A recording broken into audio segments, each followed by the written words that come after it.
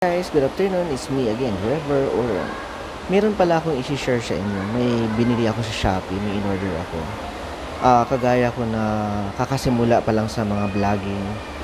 Yung gusto mag-video na wala pang mamahaling mga action cam, ang ginagamit is yung mga cellphone lamang.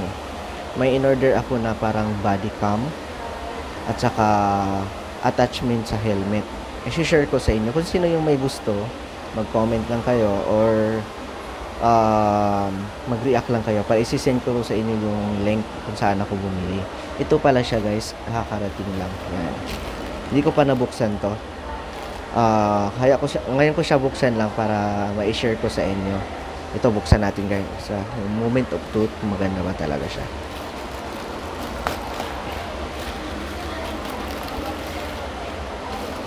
Ito na siya guys.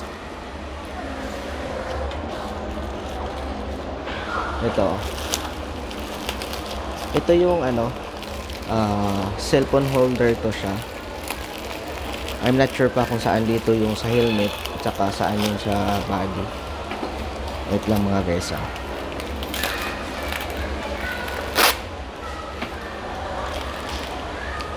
Buksan muna natin ng maayos mga guys. Bago natin ipakita sa inyo at least klaro. Okay, ito na yun siya guys.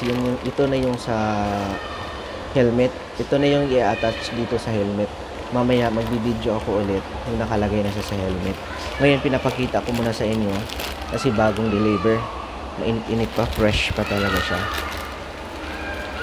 Ito yung i-attach sa helmet. Ito ilalagay ito sa may bandang harapan ng helmet, nakaganon. Ayan. And then ito yung attachment niya. Ito yung kumbaga mag-hold sa cellphone para hindi mahulog. And then ito yung pangsikip niya, I think mga screw. Ayan. Mamaya i-install ko to. Papakita ko sa inyo after installation or installation para may mga idea din kayo. Parang kagaya ko, kasimula pa lang sa vlogging. So siyempre start tayo sa medyo mumurahin na gadget muna tayo kasi wala pa tayong pera pang bili ng medyo mahal na mga action cam. Ito mura lang to mga guys, hundreds lang to. Tsaka malaking tulong na rin to sa mga kagaya ko na kakasimula pa lang ng vlogging. Pangalawa mga guys, ito yung body cam. Ilalagay siya sa katawan para doon i-attach yung cellphone. By the way guys, ito yung another safety feature ng